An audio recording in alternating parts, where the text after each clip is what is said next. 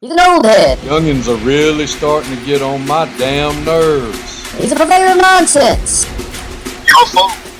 He's a Georgia high school coaching job influencer. His favorite Bible verse is, Jesus wept. He's the man of constant sorrow, Chris Lamb. Yeah.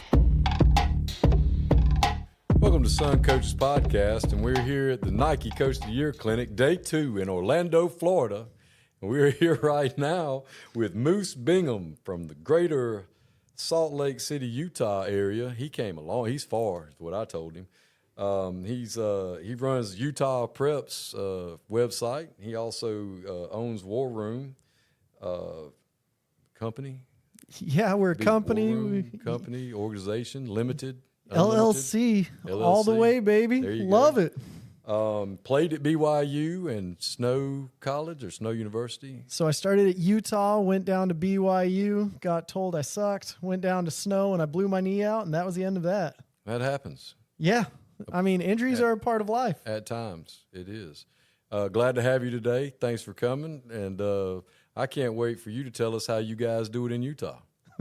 Well, we do it a little differently. You guys got the Sun podcast out here. I affectionately call my podcast the Winter Podcast most days. My wife's pretty mad at me right now because right when I got here, it started snowing, and it's about a foot of snow on our driveway, and I haven't quite bought a snowblower yet, so all y'all tuning in are super blessed to not have to deal with that malarkey. You can have all of that. Well, I'll take it. I'll ski down the slopes, and the nice thing is the Delta airplane, it comes here about 3 times a day, so I find ways to get to Orlando as much as possible. That's true. So tell me about your playing time. I mean, you were a specialist, I understand. Well, I think everyone's a specialist in some way, shape, or form, whether they're running backwards trying to stop a DN or throwing a ball to a big old receiver or tight end. But growing up, I always wanted to be a lineman. My idol was Jeff Saturday, and I was the biggest kid in my grade. I got to about 5th grade. I was playing center on the basketball team. I was a tackle on the football team. I was raring to go, and then everyone hit growth spurts, and the good Lord said, hey, you're perfect the way you are. And so I stayed the height I am. Got to about high school, and I looked around. Our line was about 6'5", 6'6" across the board, and I am all of 5'10" is what I tell people, but I'm not quite that tall anyways. But ended up seeing that you could play kicker, and I had a soccer background. Ended up going to Utah after that because I had a really good high school career. Ended up being the all-time points leader in the state of Utah, field goal record holder, had a bunch of game winners and stuff like that. And before I headed to Utah, I actually did a LDS mission and came out to Orlando and got called to come out here. And I was like, no snow, let's go. Hooray. So I lived in Harmony, DeLand, DeBerry. I lived on OBT. That was a little scary for me, being a little Caucasian kid from Utah. I was like, I am not used to these hookers and all the blow that's going around here. I'm used to snow blower, but not the kind of blow that's going on that I'm used to. Saw some people get stabbed and saw a lot of interesting, fun things in Florida. And that was my introduction to this beautiful state. Yes, sir. That's what I'm talking about. I could bring you up to Georgia with me. We'll go hang out in the ATL and let you get a little bit of the A, because it's all about it in the A. So tell me about your Utah Preps website that you got, how that came about, and what you do with that. So it's a podcast. After I was done playing, I actually am an idiot, and so I went from BYU Utah to Snow College, and at Snow College, I had a game-winning 51-yard field goal that sent us to a bowl game for junior college. And I was so excited that I found one of my teammates, and I was like, side bump, let's go. Let's get going. And he took that very seriously, launched me about 10 feet in the air. I came down, and I completely blew out my knee. I tore my ACL, MCL, 2 meniscus, dented my femur. All the cartilage in my bone was gone. And that was the end of my career. So after that, you kind of got to decide. You're like, hey, football isn't really an option anymore. I wasn't too good at it anyways, but what can I do? So I ended up at BYU. Kalani Sitake, he was a coach for me at Utah. He's like, Moose, you never shut up, and you seem to be good around players and people. So I want you to coach our kickers, punters, and snappers and be the on-campus recruiting coordinator. So while doing that, I met with a bunch of different people heavily involved in the recruiting game. And I was like, this is so fun, rating players, understanding what college coaches are looking for, because each college coach looks for something a little different. And you'll see that in Florida where some coaches show up and they're like, I got to find a dude that runs a 4.3. And you're like, well, they exist here. They don't exist in Utah. We got some big old Polynesians. We've got some big old linemen, but no one running that fast. But in college, you're going to see a lot of different things, a lot of different thought processes. So I sat down, and during college, I just studied what coaches look for, what they do, and met with coaches from all over the country, and it was really fun. And that was actually the beginning of the Utah Preps podcast, where I was like, hey, these kids don't know what coaches are looking for. They see their friends that are like, hey, that kid's a baller. Why is he a baller? What's going on? So I decided to create the Utah Preps podcast, and I actually created a rating system that's based off of what Ed Manowitz at Alabama used. And so I would be like, hey, you're good because of these 10 factors or these 12 factors, or you suck because of these 10 factors and these 12 factors. And so I made a couple friends and a lot of enemies real quick. But at the end of the day, we found out that my rating system was pretty good, and it allowed kids to understand, and parents, that their kid sucks and they married the wrong person. Yeah, I mean, that happens. I mean, it's unfortunate. Yeah. I mean, I married well, but not athletically. I know. Financially, I married extremely well. From an athletic standpoint, my son, he's not. He got her genes athletically. That's what I'd say anyway. Well, I found you can marry more money in a minute than you can make in a lifetime. That's fact. Yeah, absolutely. So you young men that haven't quite found that lifelong soulmate, make sure that she's got a couple 6, 7, 8 zeros in the bank account before you say I do. Yeah, I'm telling my son I'm pulling for a horribly unfortunate looking young lady from South Georgia that's daddy has a lot of land. And me and his mama will be just fine with that. Yeah, both me and my Be okay. wife, we decided that we're like, hey, we're going to love each other, and hopefully we figure it out so our ugly children can find someone that's athletically inclined. So you got this rating system, and you've done this, and how long has your podcast been going? Like, how many years have you had this going on? So this will be year 4. I'm kind of in my off season, taking a little break, but we'll start doing interviews coming up. What's cool about Utah is it's kind of a tech capital. And so we have kids moving in each and every week. So we just had a kid, Bear Tenney, that went in there. He's a 5-star tight end. We get lots of tight ends, lots of quarterbacks, lots of different people. But it's kind of interesting because in Florida, like, winning a state title here is amazing. Like 7A, I'll have kids that I talk to, and they're like, we were the best player in our district and our whatever. And I'm like, you would have been a state champion in Utah. The football here is very different, and the coaches are amazing here too, because the coaches don't get paid much. We need to talk to them about it. You were just talking about how you're from Georgia, and you're like, we do good out there. And I'm like, they don't do good in Florida. We got to help these guys out some way, some shape, some form. This is my second year down here at these clinics, and when I listen to these coaches talk about what they get paid, the head coaching supplement that they get paid to be a head coach, I wouldn't be an assistant. I wouldn't be a position coach for what they get paid to be the head coach. And I'm not trying to be any kind of way. It's just the way it is. I now understand why these guys jump from Florida and they come to Georgia to be head coaches or whatever. They're going to get paid more in state-based salary. They're going to get paid a heap more to actually coach. And you start talking to them about extended days and, extended contracts, things like that, and they look at you like you're making this stuff up.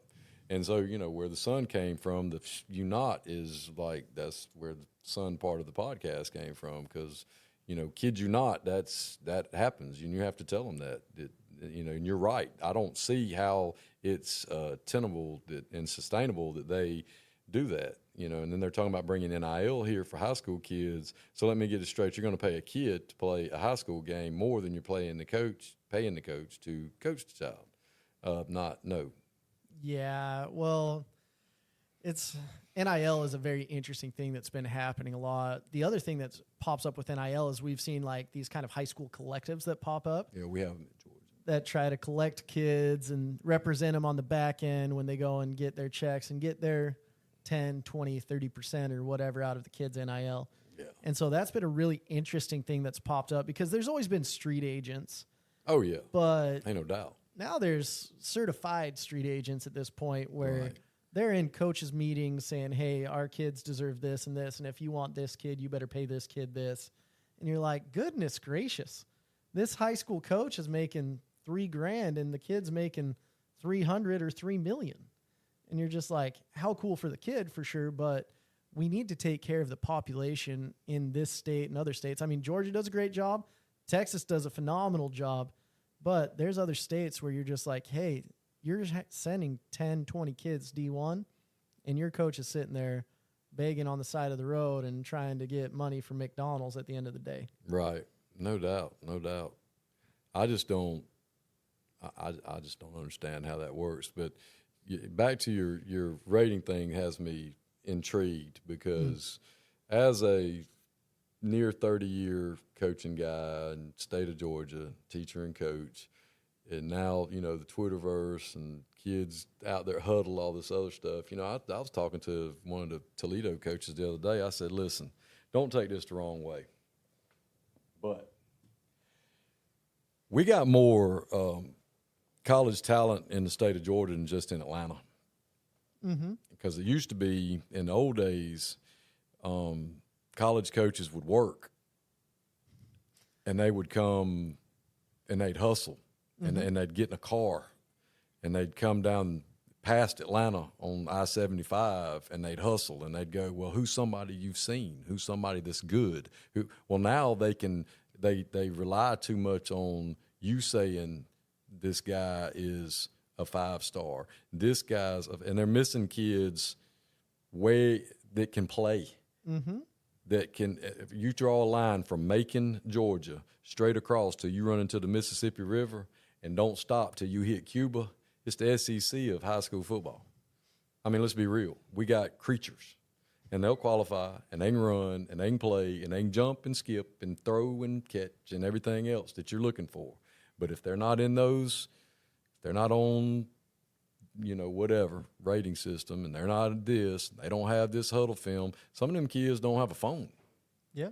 They're going to qualify. They're not unintelligent. They're just poor. Yeah. But used to, they'd ride around and look for those kids. Now, not so much.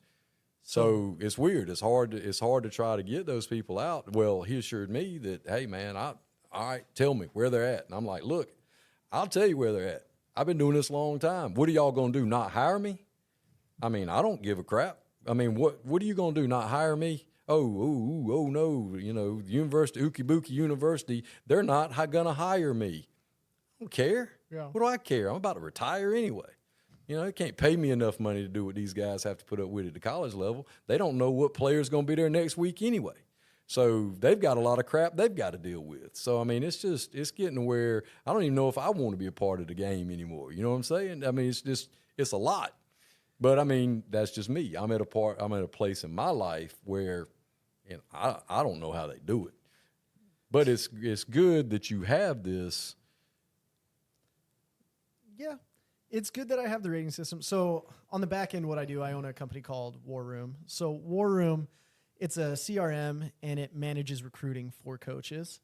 And we work with USC, Alabama, Michigan, Washington, Texas A&M, schools all over. And that was one of my babies in there. But that system has allowed me to talk with these college coaches because I've had similar questions with you, like you, where I'm like, hey, what are you guys doing? What's happening with this? So in 2008, Nick Saban, he hired Ed Manowitz, and he was the first kind of general manager, director of player personnel in the entire country.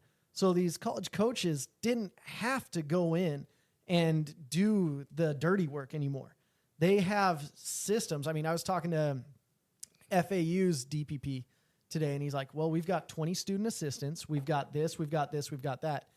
And it's enabled college coaches to become slightly lazier because they're just told where to go and what to do. Right. And because of that, they'll look at rating systems and be like, hey, there's this 5-star, there's this. And they're skipping over schools. And it's honestly a gosh darn tragedy because it puts more pressure on the high school coaches to have relationships with the college coaches so that they can get their kids out there. If you're a high school coach and you're not advocating for your kids, there's going to be situations where your kids will not be recruited. And that's a gosh darn shame at this point, that we're putting more pressure on these high school coaches, paying them less, because on top of all that, they have to do 7-on-7s and all that as well. But there are solutions. Getting Twitter out there, and as a high school coach, using Twitter to advocate for your kids and tagging these college coaches forces their hands to come in and see your kids. And that's the solution for it. Even if the kid doesn't have social media or a phone, it's now your responsibility as a coach to have that media presence to help your kids out, as sad as that is. I mean, I was talking to a coach today. He's like, when I was at this school, we had 12 kids go D1, and now they've got 2 guys each year, if that. And these kids, they really trust you, not just with their athletic playing career, but really their life, because of what you guys do on a day in and day out basis. And it's unfortunate that we're putting all this pressure on these coaches without the compensation, but it's exciting at the same point where you can be the difference in a kid's life as well. Well, I'm not so overly concerned about the Division I, the FCS, the P5, those guys getting in the car and driving down the road. The ones that really tickle me are the D2, D3, NAIA guys that come through there and start telling us what they're looking for. And I'm like, what you're looking for? And you're at Ukibuki University or Ukibuki State College and Southeastern Directional School of Wayward Children. What you might need to do is go get that kid from there and that kid from there and that kid from there, because they're not going to the SEC. They're not going to the Big 12. They're not going Power 5, G5. They're not going to any one of those. But if I were you, I would live in this corridor right here, and I'd go get the Roys, the rest of y'all.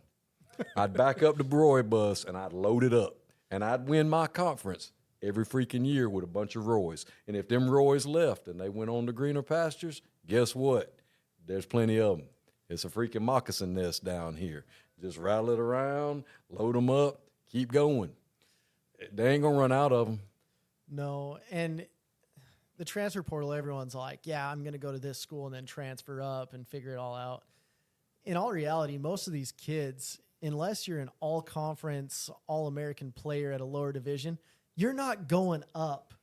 There's only, I was looking at the numbers, it's like 12% of guys go up a division. Right. Most guys are staying put or they're going down a division. And so when these COVID kids are done, you're going to see a mass influx of high school kids, and you're going to see the transfer portal being used less. We just happen to deal with the NCAA where their philosophy is ready, shoot, aim in anything if someone's like, hey, I'm going to bring a lawsuit up.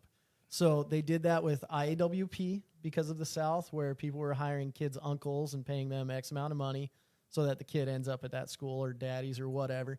And they did that with COVID and the transfer portal, because all these COVID kids getting that fifth year, they're graduating, they're going in. And if I'm a college coach and I know that the numbers say I've got 3.1 years to have my job, and if I'm an assistant coach and I've got 1.9 years to be successful, I've got to bring in transfer portal kids and win right now. And it's a hard thing to do. And we're seeing coaches like Chip Kelly is like, I'm out. I can't handle this anymore. I actually want to coach football. I don't want to do all this crap on the back end. And that's one of the reasons I started War Room, to help coaches with that. You don't have to worry about equipment management. We can take care of that for you. You don't have to worry about communications or scheduling or anything like that. We'll take care of it for you at War Room. And that's why I'm like, let's actually get these coaches doing what they want to do, and that's coach. Because that's where you're going to make an impact on kids' lives. That's where you're going to help those kids get to Ukibuki State and make sure that they're living the right life and getting that degree, so when they come back home, they're the general manager at McDonald's instead of the regular floor worker. Right. Moose, I've enjoyed having you on here. Your perspective and what you just, I didn't have any idea about any of that. You want to put out how people can pick up your stuff and get in touch with you? Yeah, just come on over. I'm pretty active on Twitter, just at MooseB90. That's that's how you get a hold of me. Prepwarroom.com. We also have a recruiting platform for parents called recruitingforparents.com that helps parents understand the recruiting process, that has a rating system in there so they can understand why their kid sucks and why they married the wrong person. And we can help them out in that way, shape, and form as well. So you don't have to tell them how bad their kid is, and they can still suit up and ride the pine like all their other friends as well. Well, I can't wait to see Grayson Randall Lamb on there year after next when he's going into his senior year. I hope he's way at the top of that he sucks list. I'll be waiting with bated breath to find my youngin' on there. Again, thank you for being on, and can't wait to talk to you again. Oh, it's always a pleasure. Have a great one.